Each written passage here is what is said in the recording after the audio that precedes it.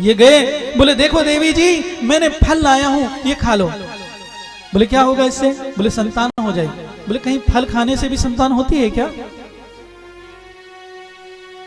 अब ये तरह तरह के विचार आने लगे।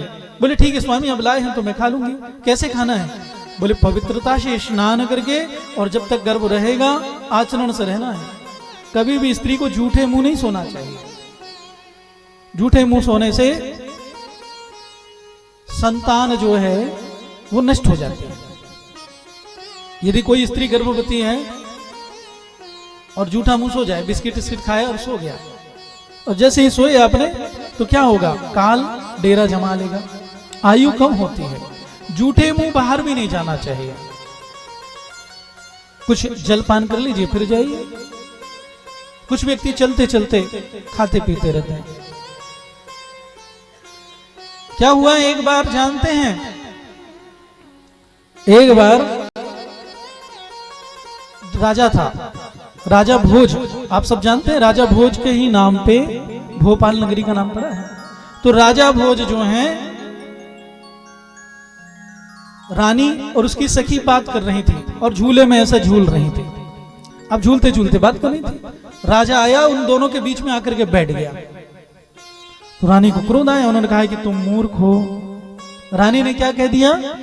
तुम मूर्ख हो। अब रानी को बड़ा क्रोध आया कि अरे राजा सोचने लगा कि रानी ने मुझे मूर्ख बोल दिया, ये तो मेरा अपमान हो गया। फिर पत्नी से कौन लड़े? कभी भी ऐसा कुछ हो तो लड़ना नहीं चाहिए। अब विचार करने लगा कि कोई तो बात होगी ना कि मुझे मूर्ख बोला गया। तो दूसरे दिन क्या हुआ? बड़े बड़े कवि इनके द्वार में आया करते थे। तो बड़े बड़े कवि आए। तो राजा कहने लगे आइए मूर्खराज विराजिए। अब राजा को कौन उत्तर दे? इतने में कालिदास जी आए। जैसे ही कालिदास जी की एंट्री हुई तो कहा कि आइए मूर्खराज। बोले महाराज, खादन्न गच्छामि, खादन्न गच्छामि हसन्न जल्पे, गतं न शोचामि कृतं न मन्ये। खादन्न गच्छामि हसन्न जल्पे, गतं न शोचामि कृतं न मन्ये। द्वाभ्यां तृतीयो न भवामि राजन्, किं कारणं भोज भवामि मूर्खा। समझ में आया? अच्छा, आधों को समझ में आया, आधों को नहीं आया। तो कालिदास जी संस्कृत के महान कवि थे। उन्होंने कहा कि हे राजन, खादन्न गच्छामि, मैं खाते खाते चलता नहीं हूं, फिर मैं मूर्ख कैसे हो गया? मतलब जो खाते खाते चले वो कौन? मूर्ख। खादन्न गच्छामि हसन्न जल्पे, और हंसते हंसते पानी नहीं पीना चाहिए। हंसते जा रहे हैं, पानी पी रहे हैं, तो वो भी कौन कहलाता है? मूर्ख। तो बोले राजन, ना तो मैं खाते हुए चलता हूं, ना हंसते हुए जल पीता हूं। गतम न सोचामि कृतम न मन्ये, और बीती बात को याद नहीं रखता महाराज, क्योंकि जो बीती बात को याद करता है वह भी कौन है? मूर्ख है।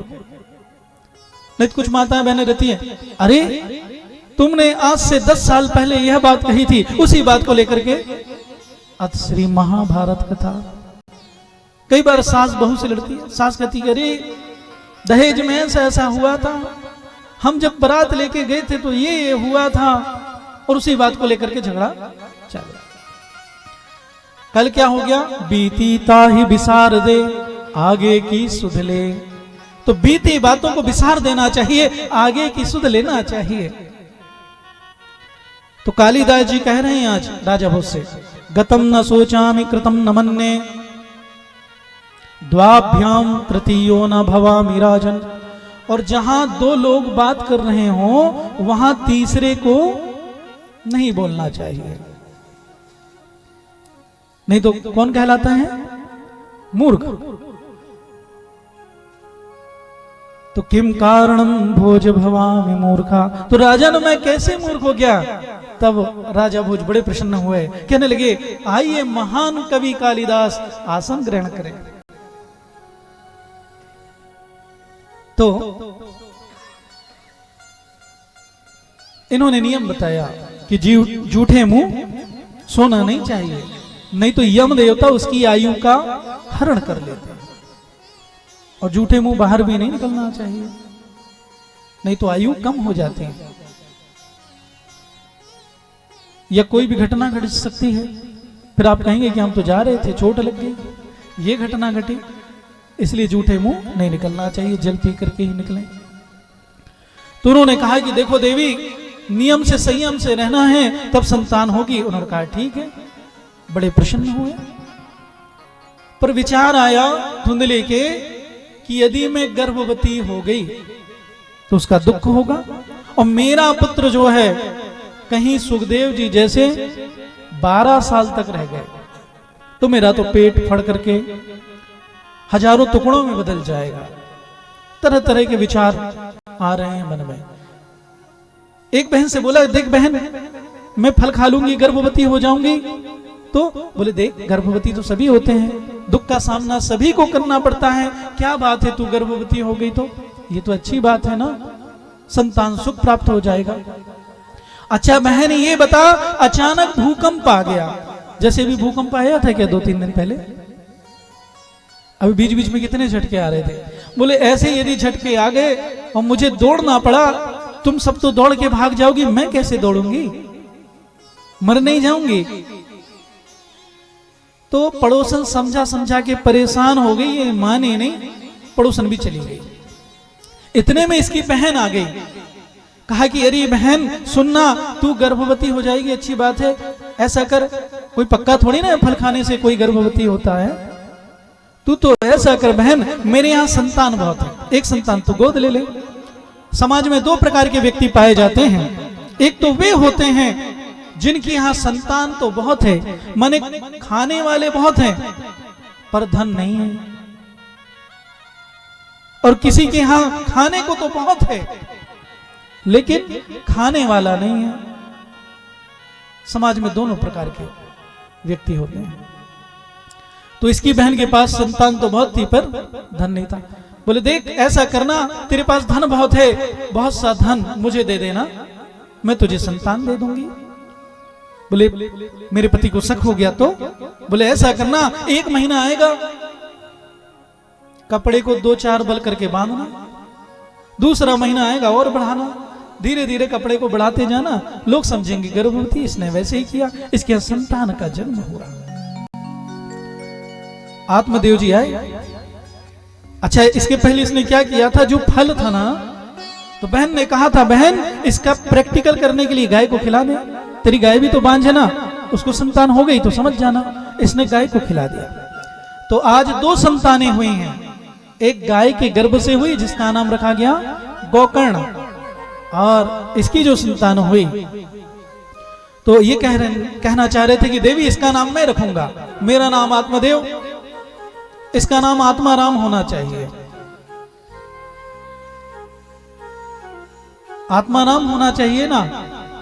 तो कहा कि अरे देखो 9 महीने मैंने गर्भ में पाला है, इसका नाम मैं रखूंगी, मेरा नाम धुंधली तो इसका नाम होगा धुंधकारी। अब नाम रखा तो वैसे ही गुण।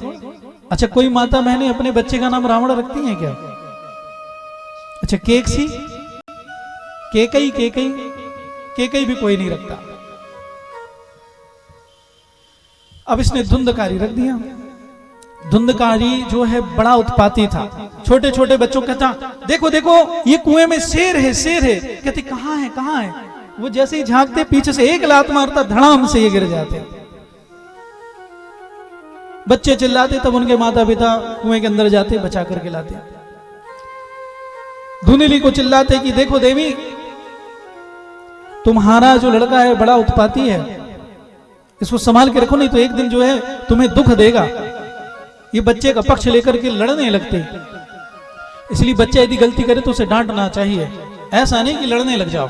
इससे बच्चों का क्या होता है, मनोबल बढ़ता है, माने उसका उत्पाद और बढ़ जाता है। मनोबल तो नहीं बढ़ता, मतलब उत्पाती ज्यादा हो जाता है। यदि बच्चा शुरू दिन आपको दिख जाएगी सुपारी खा रहा है, तुरंत टोक दीजिए, नहीं तो फिर पाउच खाना चालू कर देगा, फिर धीरे से वो बॉटल में आ जाएगा। बॉटल आप समझते होंगे। और बॉटल के बाद फिर जीव हत्या करना चाहे, मांस इत्यादि। अंडा भी नहीं खाना चाहिए। अंडा शाकाहारी होता है क्या? नहीं होता है। आजकल टीवी में आपने पहले सुना होगा, संडे हो या मंडे रोज खाओ, तो ऐसा नहीं है। एक महात्मा जी आए धृतराष्ट्र जी के यहाँ, महाभारत में यह प्रसंग आता है, आपने सुना होगा। महात्मा जी आए धृतराष्ट्र के यहाँ, उनके पास एक हंस का जोड़ा था। कहा कि महाराज ऐसा है, आप इसे रख लीजिए, मैं तीर्थ यात्रा के लिए जा रहा हूं, 1 वर्ष बाद आऊंगा, अपने हंस के जोड़े को ले जाऊंगा। अब ये चले गए महात्मा जी, और जानते हैं क्या हुआ? हंस जो है वो अंडे दिया करती थी। जैसे ही हंसनी अंडा देती, ये धृतराष्ट्र वो अंडे खा लेता, इतना दुष्ट था। ऐसा करते करते इसने 100 अंडे खाए। किसने? धृतराष्ट्र ने। इतने में महात्मा जी लौट करके आए, कहा कि ये ले जाइए महात्मा जी आपके हंसों का जोड़ा। तो उन्होंने कहा कि इनके बच्चे कहां हैं? बोले वो तो मैं खा गया महाराज। उन्होंने कहा कि देखो, अब हंसनी ने तुम्हें श्राप दिया होगा, और अब क्या श्राप दिया है तुम जानो। तो शास्त्रों में कथन आता है कि यही अंडे धृतराष्ट्र के पुत्र बन के प्रकट हुए। कितने थे धृतराष्ट्र के पुत्र? 100।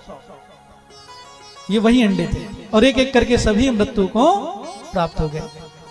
तो आजकल जो जीव हत्या आप लोग कर रहे हैं, आप समझ जाइए क्या होने वाला है। इसलिए अंडे भी नहीं खाना चाहिए। इसने कहा कि स्वामी देखो, मेरी संतान हुई ना, इसका नाम मैं रखूंगी। तो उन्होंने क्या रखा? धुंधकारी। धुंधकारी बड़ा हो गया, माता पिता को मारने लगा। एक दिन तो क्या हुआ, पिताजी को लात मार दी, और ये जैसे ही गिरे तो कहां गिरे? पुत्र के चरणों में, गोकर्ण जी के चरणों में। गोकर्ण जी का नाम इसलिए गोकर्ण पड़ा कि इनके कान जो हैं गाय के समान बड़े बड़े थे। जब लात पड़ी तब बात समझ में आई। बोले पुत्र, तू ही मेरा एक पुत्र है। ये देख, पुत्र नहीं था तो मैं कितना सुखी था। शास्त्रों में बताया जाता है कि पुत्र 4 प्रकार के होते हैं। कितने? एक होता है पालक पुत्र, जो माता पिता की सेवा करता है कहीं भी रहे। एक होता है पशु पुत्र, शादी नहीं हुई थी तो 2 पैर, पत्नी आ गई, कितने हो गए? कौन? अच्छा 4। हाँ, 4 पैर हो गए। उसके बाद विदेश में जाकर के रहने लगा। माता पिता, कई बार कुछ बच्चे विदेश में जाकर के रहने लगते हैं। हवेली बंद थी, माता पिता मृत्यु को प्राप्त हो गए। साल भर बाद, कई साल बाद आया तो पता लगा कि उनका शरीर पड़ा हुआ कंकाल बन गया।